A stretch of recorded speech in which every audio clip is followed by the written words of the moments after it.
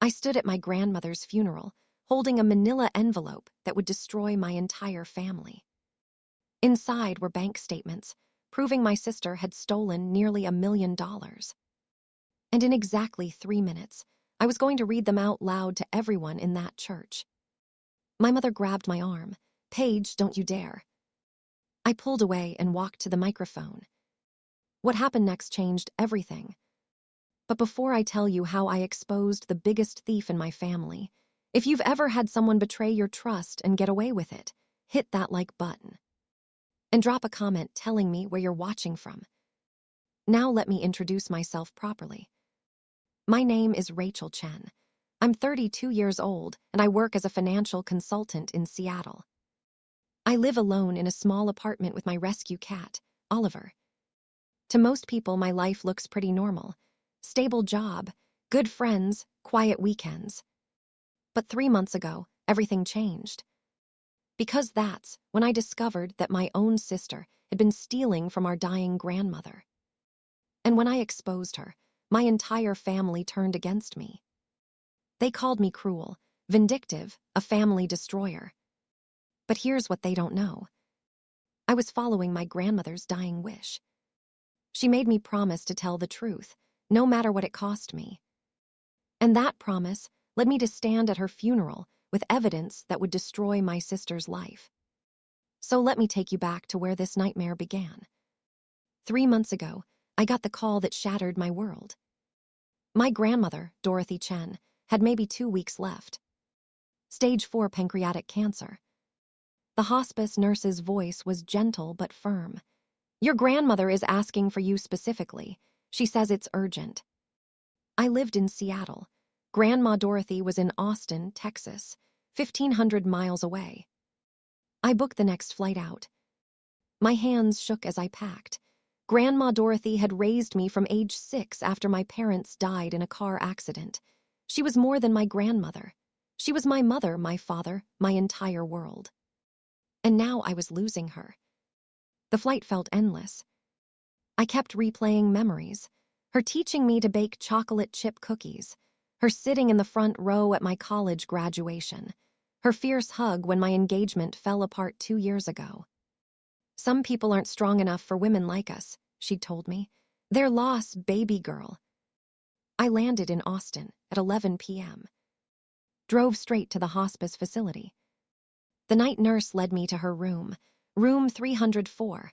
The lights were dimmed. Medical equipment beeped softly in the corner. And there she was. Grandma Dorothy looked so small in that hospital bed. She'd always been this force of nature, 5'2" of pure steel and sass. Now she was frail, her skin paper-thin, her breathing labored. But her eyes, those sharp brown eyes, were still fierce. "Rachel," her voice was a whisper, "close the door." I did. "Lock it." I locked it. She reached under her pillow with trembling fingers and pulled out a USB drive. "Take this. Don't tell anyone you have it, not your sister, not your uncle, nobody." My stomach dropped. "Grandma, what is this?"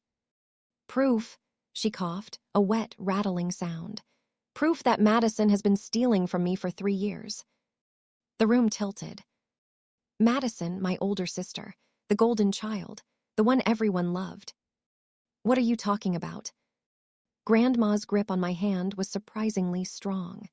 "She has power of attorney over my finances. I gave it to her when I got sick because she said she'd help manage my medical bills." She paused to catch her breath. "Instead, she's been draining my accounts. Almost $900,000, Rachel. Everything I saved for you and your sister to split. Everything I worked my whole life for. She's taken nearly all of it." I couldn't breathe. "That USB has copies of everything. Bank statements, transfer records, credit card charges. I hired a forensic accountant 2 months ago when I noticed money going missing. He confirmed it all." "Grandma, why didn't you call the police?" Her eyes filled with tears. "Because she's my granddaughter. Because your mother was her mother too. Because I kept hoping there was an explanation." She squeezed my hand harder. "But there isn't. I've watched the statements. She's buying designer bags, taking trips to Europe, renovating her house, all with my money while telling everyone she's struggling financially. Rage flooded through me, hot and sharp. And your mother? Grandma's voice turned bitter. Your Aunt Diane has been helping her, encouraging her. They think I'm too sick to notice, too out of it from the pain medication. I felt sick. Rachel, I'm changing my will tomorrow. Everything goes to you. But I need you to promise me something. Anything. Don't let them get away with this. Don't let Madison play victim. Don't let Diane twist this into something it's not. She coughed again. Make them face what they've done. Promise me. I promised. She died 6 days later. I held her hand as she took her last breath. Madison wasn't there. She was in Cabo, posted about it on Instagram. Much needed self-care, the caption said. She didn't even come back for the last 2 days. At the lawyer's office the next week, the will was read. Madison showed up in head-to-toe black Chanel, real Chanel. I'd looked up the outfit online that morning, $4,500. Bought with Grandma's money. The lawyer, Mr. Patterson, was a thin man with kind eyes. He'd known Grandma for 30 years. Dorothy Chen's last will and testament, revised April 3rd of this year. Madison leaned forward, confident, smiling slightly. To my granddaughter, Rachel Chen, I leave the entirety of my estate. This includes my home at 4782 Oakmont Drive, all financial accounts, all personal property, and all assets held in my name. The smile fell off Madison's face. To my granddaughter, Madison Chen, I leave $1. Silence. Then Madison exploded. What? That's impossible. She promised me. She promised both of us would split everything equally. Mr. Patterson adjusted his glasses. Mrs. Chen was very clear in her instructions. The will is legally sound and witnessed appropriately. Madison turned to me. Her face was red, twisted with fury. You did this. You manipulated her when she was dying. You poisoned her against me. I said nothing. This is elder abuse. I'm contesting this. I'm getting a lawyer. That's your right, Mr. Patterson said calmly. But I should inform you that Mrs. Chen left a letter explaining her decision. Would you like me to read it? Yes, I said. No, Madison said at the same time. Mr. Patterson looked at me. I nodded. He opened an envelope and began to read in Grandma's words. To whom it may concern, I am of sound mind and body when writing this, though my body is failing. I am leaving my estate solely to Rachel because Madison has been systematically stealing from me for 3 years. I have documentation of every fraudulent transfer, every forged check, every unauthorized credit card charge. I am leaving Madison $1 so she cannot claim I forgot her. I did not forget. I simply chose not to reward theft. Madison stood up so fast her chair fell over. That's a lie. She was confused from the medication. She didn't know what she was saying. Mr. Patterson's voice was ice. Mrs. Chen had a full cognitive evaluation 1 week before she passed. The doctors certified her as mentally competent. This will is valid. Madison looked at me, really looked at me. And I saw it, the moment she realized I knew. Rachel, her voice changed, softer now, pleading. You can't actually believe this. Grandma was sick. She was paranoid. You know me, I would never. How much? I asked quietly. What? How much did you steal? She laughed. It sounded wrong. I didn't steal anything. This is insane. I pulled the USB drive from my purse, held it up. Her face went white. Grandma gave me this before she died. It has everything, every transfer, every withdrawal, every purchase. I stood up. $893,000, Madison. That's how much you stole. The lawyer's eyebrows shot up. Madison's mouth opened, closed, opened again. I was managing her accounts. She asked me to. Some transactions look weird out of context, but... You bought a Mercedes. Silence.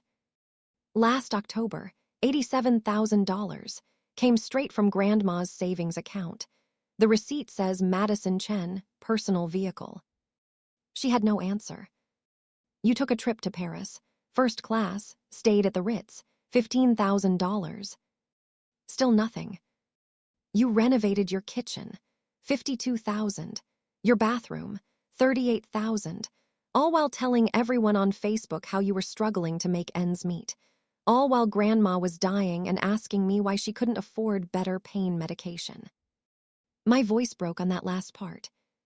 Madison's eyes filled with tears. Rachel, please, you don't understand. I was going to pay it back. I was just borrowing. For 3 years. I made bad investments. I got into debt. I was going to fix it before she noticed. She noticed, Madison. She knew everything.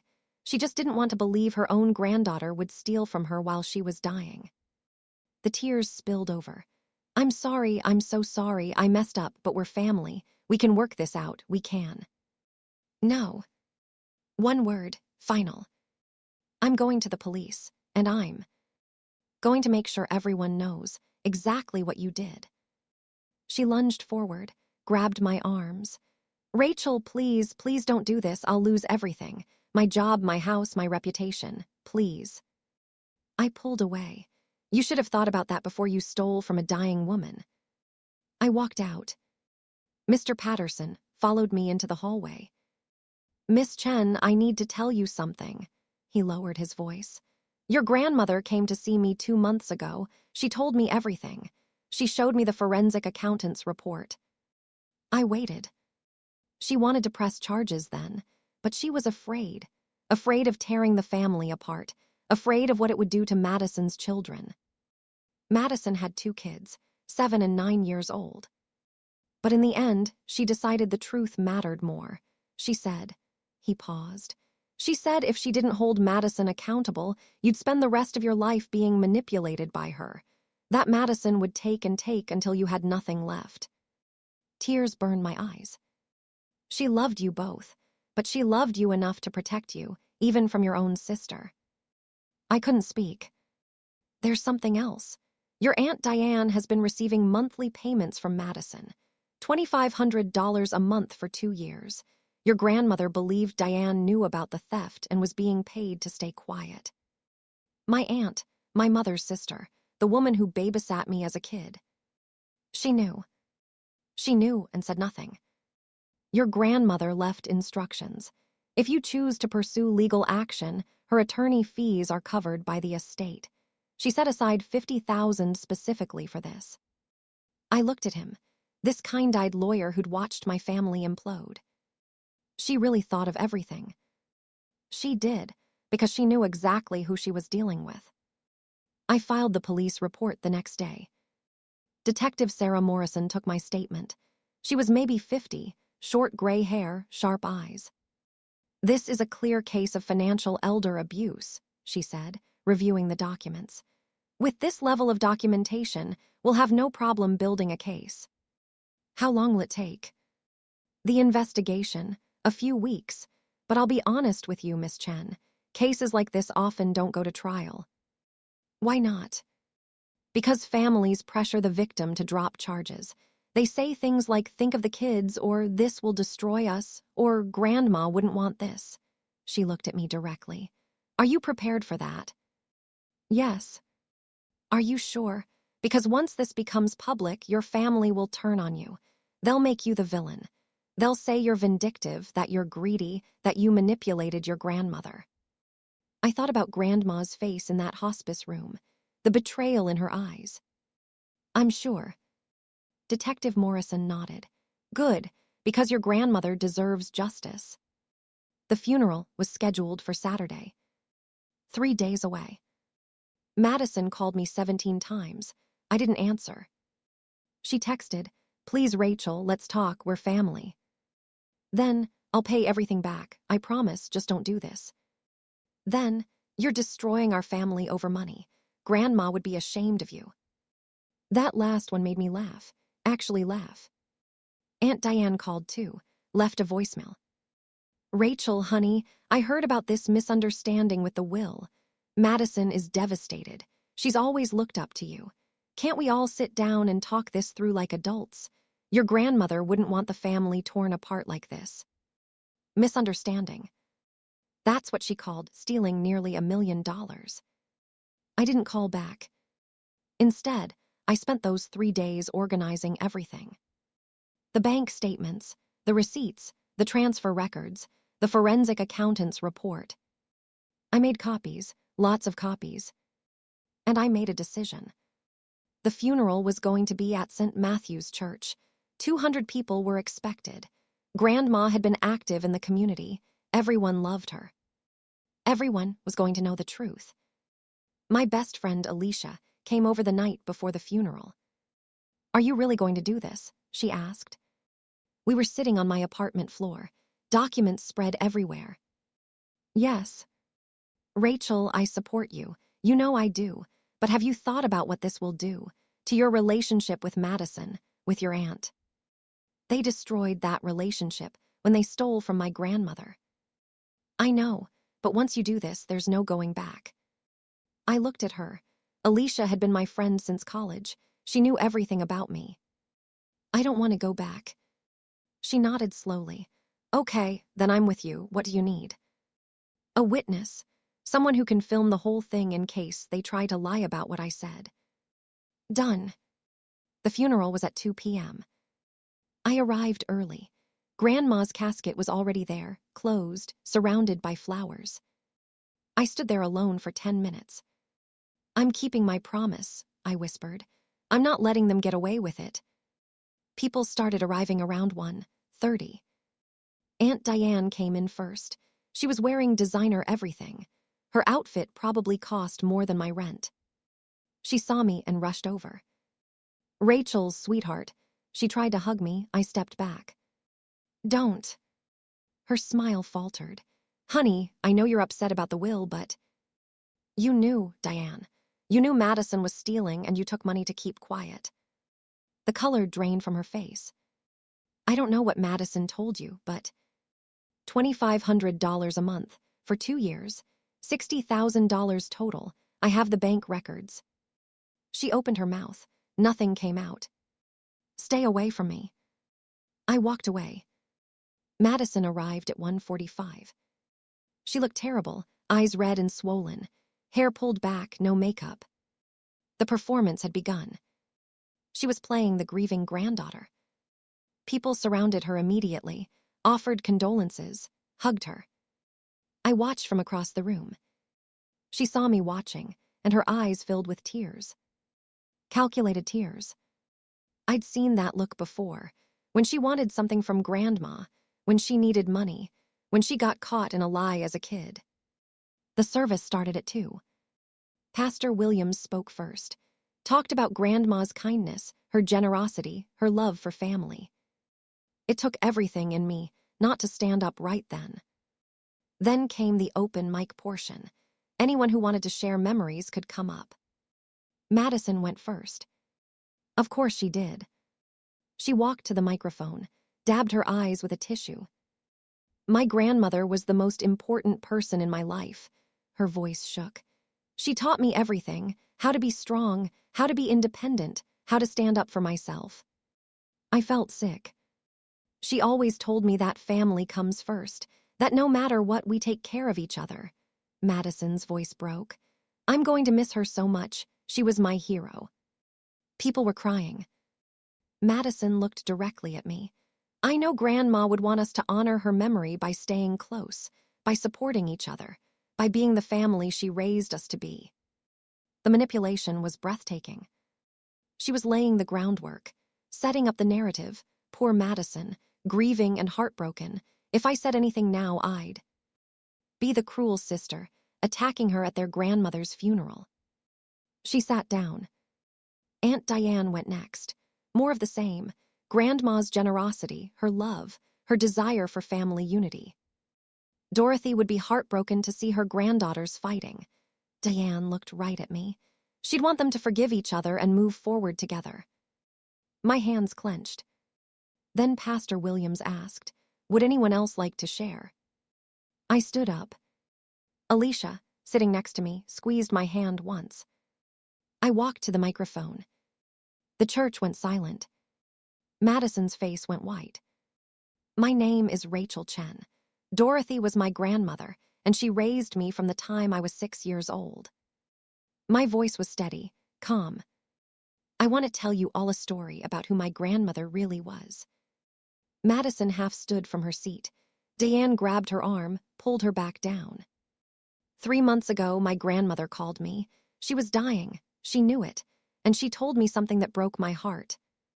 I pulled the manila envelope from my bag.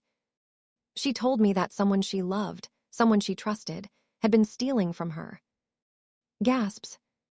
For 3 years, while my grandmother was battling cancer, someone with power of attorney over her finances systematically drained her bank accounts. Madison stood up. Rachel, stop this. $893,000. The church erupted in whispers. That's how much was stolen. Nearly $1 million that my grandmother spent 40 years saving. Money she wanted to leave to her granddaughters so they'd be taken care of. All of it gone. This is inappropriate, Diane started. My grandmother hired a forensic accountant to track where the money went. I opened the envelope. Designer clothes, luxury vacations, home renovations, a Mercedes-Benz. I held up a bank statement. This is from October 14th, 2 years ago. $87,000 transferred from Dorothy Chen's savings account to Mercedes-Benz of Austin. The buyer listed on the registration, Madison Chen. Madison's face was bright red. You have no right. This is from last March. $15,000. Air France. First-class tickets to Paris. Ritz Hotel. All charged to my grandmother's credit card, while Grandma was in the hospital, while she was asking me why her insurance wouldn't cover better pain medication. People were staring at Madison now. Stop it, Madison's voice cracked. You're lying. I'm not lying, and I have proof of every single transaction. I pulled out more papers.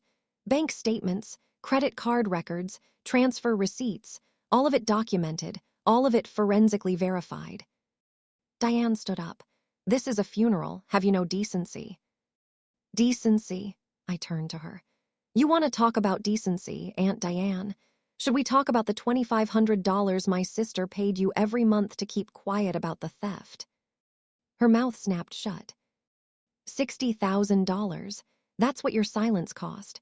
That's what my grandmother's trust was worth to you. The whispers turned into open conversation, shock rippling through the church. Pastor Williams stepped forward. Perhaps we should. My grandmother made me promise something before she died. I looked at Madison. She made me promise not to let you get away with this, not to let you play victim, not to let anyone twist this into something it's not. Tears were streaming down Madison's face now, real ones this time. She forgave you, Madison, even knowing what you'd done, even knowing you'd stolen from her while she was dying. She still loved you. My voice broke. But she also knew that if someone didn't stop you, you'd do this to someone else. You'd take and take until there was nothing left. I pulled out one more document. This is a police report, filed 4 days ago, financial elder abuse. The detective expects to make an arrest within the week. Madison collapsed into her seat. My grandmother spent her whole life working. She was a nurse for 40 years. She saved every penny she could so her granddaughters would have opportunities she never had. I looked around the church at all the faces staring at me. She deserved better than this. She deserved better than being stolen from by someone she loved, someone she trusted. I set the microphone down and walked back to my seat. The church was dead silent. Then someone started clapping. Slow at first, then others joined in. Within seconds, half the church was applauding. Madison ran out. Diane followed her. After the service, dozens of people came up to me. Your grandmother would be so proud. You did the right thing. I'm so sorry you had to deal with this. An elderly woman, one of Grandma's friends from her book club, took my hand.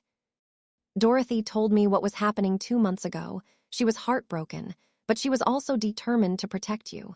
She squeezed my hand. You honored her. You did exactly what she would have wanted. That's when I finally cried. And if you've ever been told you're the bad guy for telling the truth, I see you. Drop a like and let me know in the comments. because sometimes the truth is the only thing that sets you free.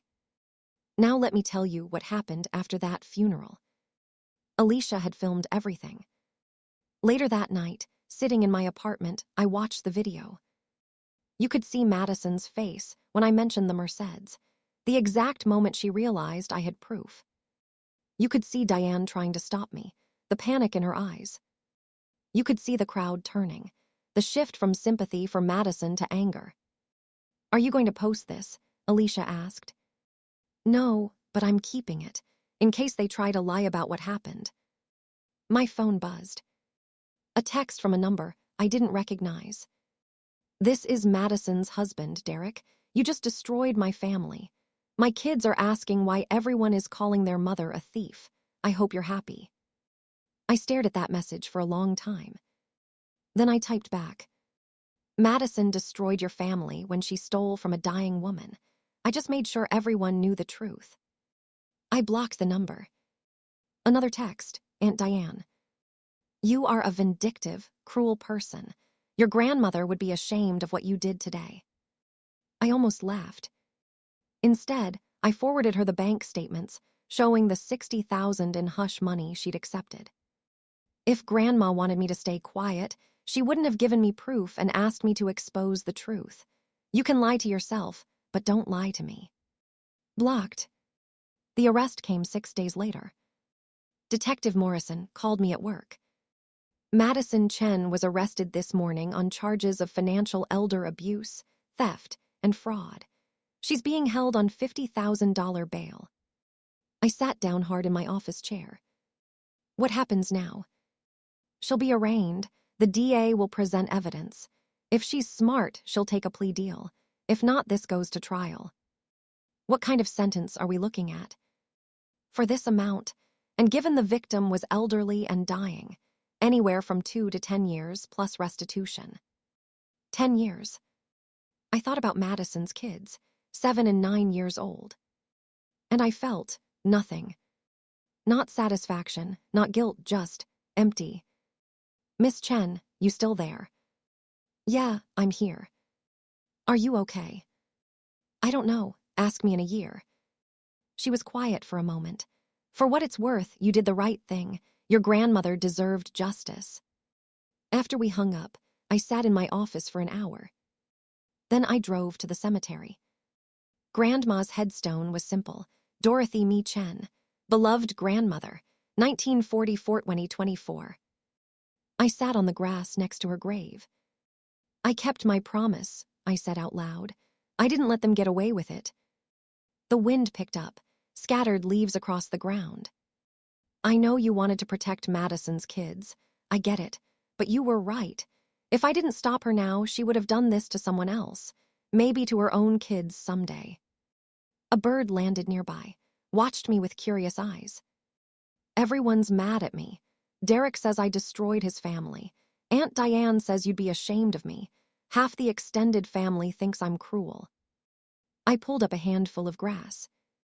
"But I know the truth. You asked me to do this. You gave me the proof. You made me promise." Tears rolled down my face. "I just wish you were here to tell me I did the right thing." My phone buzzed. An email from Mr. Patterson, the lawyer. Subject: letter from Dorothy Chen. "Miss Chen, I was instructed to send you this letter 1 week after the funeral. Your grandmother wrote it 2 days before she passed. JP." Attached was a scanned PDF. I opened it. The handwriting was shaky, but unmistakably Grandma's. "My dearest Rachel, if you're reading this, I'm gone. And if I know you the way I think I do, you've just exposed Madison and everyone is telling you you're wrong. Let me be clear, you're not. I asked you to do this for 2 reasons. First, because Madison needed to face consequences. I failed her as a grandmother by never holding her accountable. I let her get away with too much. I made excuses for her bad behavior. And I created a person who believes she can take whatever she wants without consequences. That's on me. But it doesn't have to be her future. Maybe facing real consequences will change her. Maybe it won't. But at least she'll know that actions have results. Second, I asked you to do this to protect you. Madison would have come after your inheritance next. She would have contested the will. She would have manipulated you with guilt and family obligation. She would have taken and taken until you had nothing left. I couldn't let that happen. You are the kindest, most generous person I know, and people like Madison prey on people like you. So I'm setting you free. You don't owe her forgiveness. You don't owe her a relationship. You don't owe her anything. Live your life, build your future, be happy. And know that I am so proud of you. Love always. Grandma Dorothy. I read it 3 times. Then I pressed the letter against my chest and sobbed. Madison took a plea deal. 3 years in prison, 5 years probation, full restitution of $893,000. She'd have to sell her house, her car, everything. Derek filed for divorce before she even went to trial. Aunt Diane lost her job when her employer found out she'd been involved. Apparently, accepting money to conceal elder abuse was a fireable offense. Who knew? The extended family split. Half of them cut me off completely, called me vindictive, said I should have handled it privately. The other half reached out with apologies, said they'd heard Madison's version of events for years and never questioned it. My cousin Jenny called me 3 weeks after the arrest. "Rachel, I need to tell you something." "Okay." "Madison asked me to steal from Grandma too, 2 years ago. She said Grandma wouldn't notice, that we deserved it for taking care of her." My stomach dropped. I said no, and she cut me out of her life, stopped inviting me to family events, told everyone I was jealous of her success. Jenny's voice shook. I thought I was the problem. I thought I was the bad person for not helping family. Jenny, thank you for exposing her. Seriously, thank you, because I've been carrying guilt for 2 years thinking I was a terrible person. We talked for an hour. Turned out, Madison had approached 3 other family members with the same scheme. All of them had said no. All of them had been cut off and labeled as jealous or unsupportive. Madison had systematically isolated anyone who wouldn't enable her. I felt sick. How had I not seen this? The answer was simple. I'd wanted to believe the best of my sister. I'd wanted to believe family meant something. 6 months after Grandma's funeral, I was sitting in my new house. Yes, new house. I'd used part of the inheritance as a down payment. 3-bedroom, 2-bath, beautiful backyard. Grandma would have loved it. I was unpacking boxes when my doorbell rang. I wasn't expecting anyone. Through the peephole, I saw a woman I didn't recognize, mid-40s, professional looking. I opened the door. "Can I help you?" "Rachel Chen." "Yes." She held out her hand. "My name is Patricia Lee. I'm a prosecutor with the DA's office. I'm handling your sister's case." We shook hands. "Is everything okay? I thought the plea deal was finalized." "It is. I'm actually here about something else." She pulled out a folder. "Your sister is trying to appeal her sentence. She's claiming elder abuse should be a lesser charge because your grandmother gave her permission to access the accounts." Rage flared hot in my chest. "That's a lie." "I know, and I have the forensic accountant's report that proves it. But I wanted to give you a heads up because her new lawyer is planning to subpoena you." "For what?" "To testify that you manipulated your grandmother while she was dying. That you convinced her to change her will and fabricate the theft allegations." I laughed. I actually laughed. "She's really doing this?" "Yes, her lawyer is also planning to paint you as the greedy one. Claims you wanted the entire inheritance and framed Madison to get it." I shook my head. Does she not understand that there are bank records, transaction logs, security footage of her withdrawing cash, digital trails of every purchase? Desperation makes people do irrational things. Patricia studied my face. "Are you prepared to testify?" "Absolutely." "It won't be easy. Her lawyer will try to break you down, make you look vindictive, emotional, unreliable." I thought about Grandma's letter. about her asking me to be strong. I can handle it. Patricia smiled. Good, because I'm going to destroy this appeal, and I'm going to make sure Madison serves every single day of her sentence. The hearing was set for 3 months later. I spent that time preparing, working with Patricia, reviewing evidence, practicing testimony. Alicia came with me to every prep session. "You've got this," she'd say.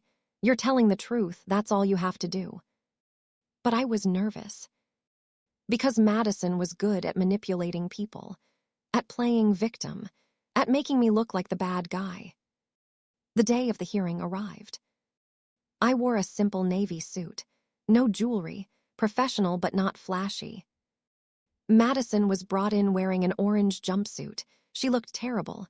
Thin, pale, hair pulled back in a limp ponytail. She didn't look at me. Her lawyer stood up first. Young guy, expensive suit, confident smile. "Your Honor, we're here today because my client was wrongfully convicted based on falsified evidence and testimony from a biased witness, her own sister." I kept my face neutral. Rachel Chen had clear financial motive to fabricate these allegations. She inherited the entire estate. She gained nearly $1 million by convincing a dying, medicated elderly woman that Madison Chen was stealing from her.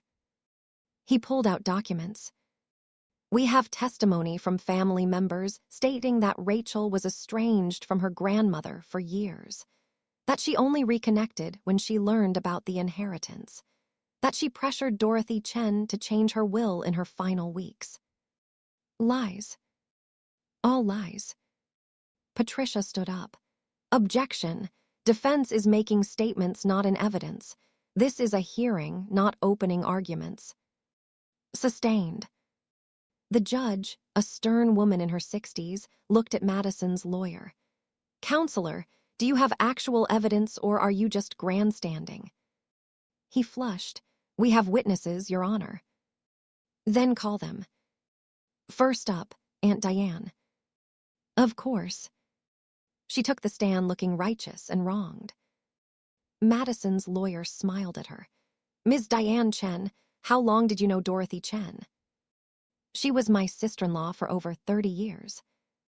"And in that time, did you observe Rachel Chen's relationship with her grandmother?"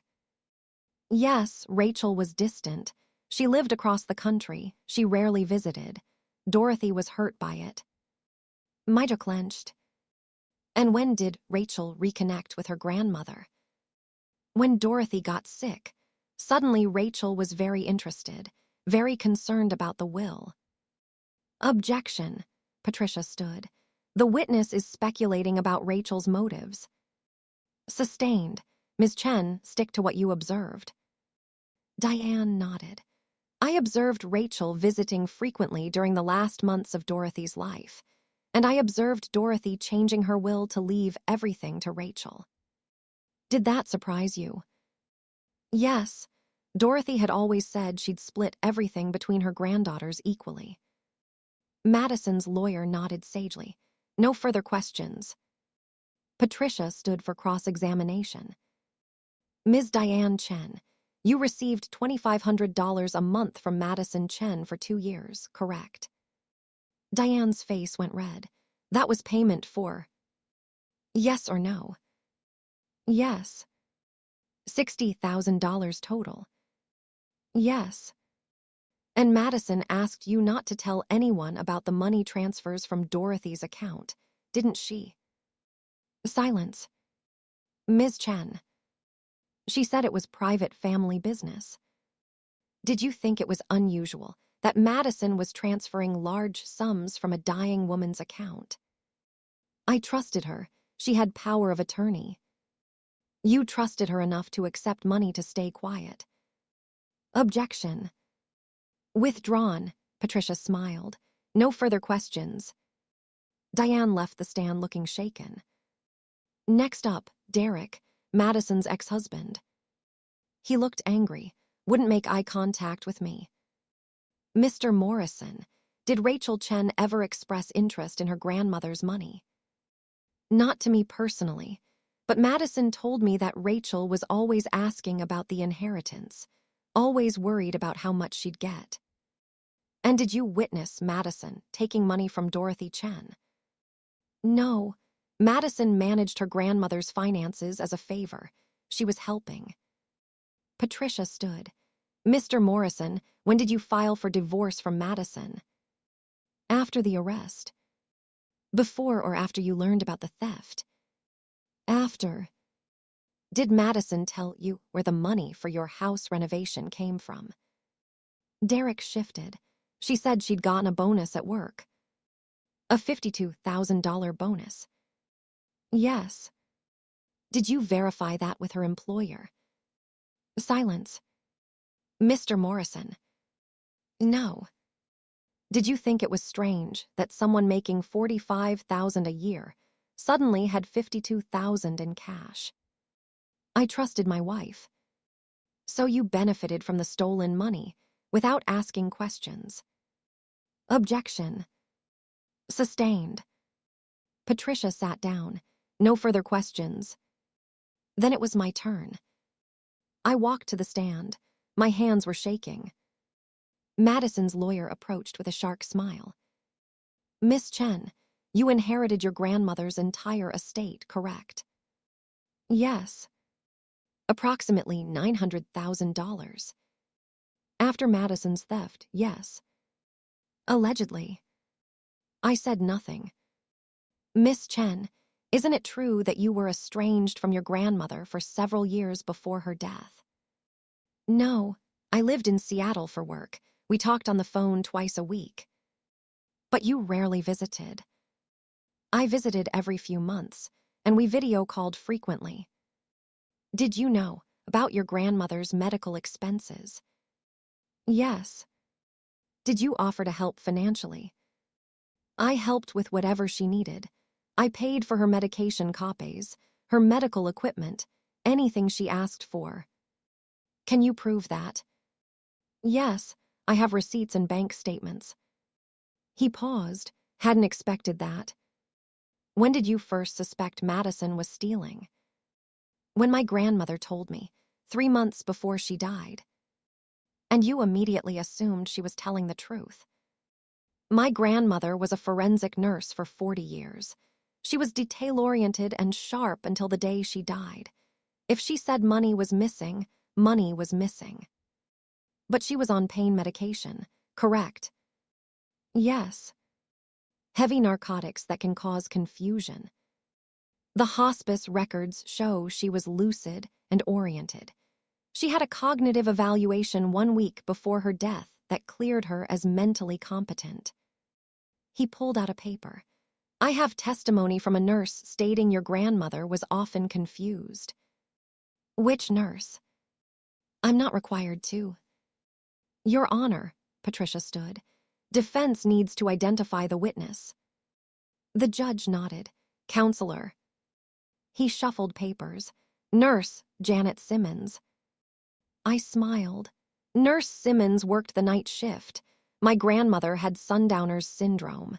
She was occasionally confused at night, but during the day she was completely lucid. The hospice doctor can confirm this. His jaw tightened. Miss Chen, why did your grandmother change her will to exclude Madison? Because Madison had stolen nearly $1 million from her over 3 years. That's your claim. It's not a claim, it's documented fact. Bank statements, transfer records, security footage, credit card receipts, forensic accounting. All of it proves Madison systematically drained our grandmother's accounts. Or it proves that Madison, who had legal power of attorney, was managing her grandmother's finances and making purchases with permission. Then why did she lie about it? Why did she tell everyone she was struggling financially while buying an $87,000 Mercedes? Why did she take trips to Paris while telling our grandmother she couldn't afford to visit her in hospice? His face was red now. Why did she accept a plea deal if she was innocent? Objection. The plea deal is not. Sustained. Miss Chen, please limit your answers to the questions asked. I nodded. Sorry, Your Honor. Madison's lawyer paced. You stood up at your grandmother's funeral and publicly accused your sister of theft. That's quite vindictive. My grandmother asked me to. She made me promise not to let Madison get away with it, not to let her play victim. A dying woman's confused request. She wasn't confused. She was clear. She was angry. She was heartbroken that her own granddaughter would steal from her while she was dying. You have no proof. I pulled out the letter. The one Grandma had left with Mr. Patterson. This is a letter my grandmother wrote 2 days before she died. It explicitly asks me to expose Madison's theft, to not let family pressure me into staying quiet, to make sure everyone knew the truth. I handed it to the judge. She read it, her expression hardened. Counselor, I'm going to stop you there. She looked at Madison's lawyer. I've reviewed the forensic evidence. I've seen the bank records, the credit card statements, the transfer logs. All of it clearly shows systematic theft. She turned to Madison. Ms. Chen, you took a plea deal because you were guilty. This appeal is frivolous. Your sentence stands. Madison burst into tears. The judge wasn't moved. Furthermore, I'm adding an additional condition to your probation. When you're released, you are prohibited from contacting Rachel Chen or any member of Dorothy Chen's estate for any reason. Violation will result in immediate reincarceration. The gavel came down. It was over. I walked out of that courtroom and burst into tears. Patricia put a hand on my shoulder. You did it. She tried to destroy me. I know, but you stood your ground, you told the truth, and the truth won. Alicia was waiting outside. She hugged me tight. Let's go home. 1 year after Grandma's death, I was living a completely different life. I'd left my corporate job and started my own consulting business, working from home, setting my own hours. I'd made new friends through a grief support group, people who understood loss without judgment. I'd cut off everyone who sided with Madison. No more toxic family dinners. No more people telling me to forgive and forget. The people who stayed were the ones worth keeping. And I'd started volunteering at a hospice center, helping families navigate end-of-life care, advocating for patients, making sure no one else's grandmother got taken advantage of. On the anniversary of Grandma's death, I went back to her grave. I brought flowers, her favorite purple irises. It's been a year, I said. I kept my promise. Madison served her time, Aunt Diane lost everything, and I'm okay. The sun was setting, golden, light across the headstones. I used the inheritance the way you would have wanted. I bought a house. I started a business. I'm helping people. A butterfly landed on her headstone. Bright blue, delicate. I still miss you every single day, but I'm not angry anymore. I'm just grateful. Grateful you trusted me with the truth. Grateful you gave me permission to stand up for myself. The butterfly flew away. I love you, Grandma. Thank you for setting me free. I walked back to my car. My phone buzzed. A text from an unknown number. This is Madison. I know I'm not supposed to contact you, but I need to say something. I'm sorry. I know that's not enough. I know I destroyed our family. I know I hurt Grandma. I was selfish and cruel, and I deserve everything that happened. I don't expect forgiveness. I just needed you to know that you were right about everything. M. I stared at that message for a long time. Then I deleted it. Not out of anger. Not out of spite. But because I didn't need it. I didn't need her apology to move forward. I didn't need her acknowledgement to know I'd done the right thing. I was free. And that was enough. Here's what I learned through all of this. Not as advice, because I don't know your situation, just things that helped me. First, guilt is not the same as love. For years, I confused them. I thought feeling guilty about not helping meant I loved my family. But guilt is a tool people use to control you. Love doesn't work that way. Love doesn't keep score. Love doesn't make you feel small. Second, you can't set yourself on fire to keep others warm. I know you've heard this before, but hearing it and believing it are different things. It took me almost dying to finally believe it. I hope you don't wait that long. Third, the people who matter will understand your boundaries. When I finally drew a line, I was terrified. I thought everyone would abandon me, but the opposite happened. The people who truly loved me respected my decision. The people who didn't, they just showed me who they really were. And finally, choosing yourself is not selfish. It's survival. It's self-respect. It's teaching your children that their mother knows her own worth. Thank you for staying with me through this entire story. It wasn't easy to tell, and I'm sure it wasn't easy to hear, especially if you've been through something similar. If this story resonated with you, I'd love to hear from you. Drop a comment and tell me what would you have done differently, or maybe what did you recognize from your own life. If you're new here, consider subscribing. I share stories like this one, real stories about standing up for yourself, setting boundaries, and finding your people. And remember, you deserve people who choose you back. Not because of what you can give them, not because of what they can take from you, just because of who you are. You're enough. You've always been enough. Thank you for watching.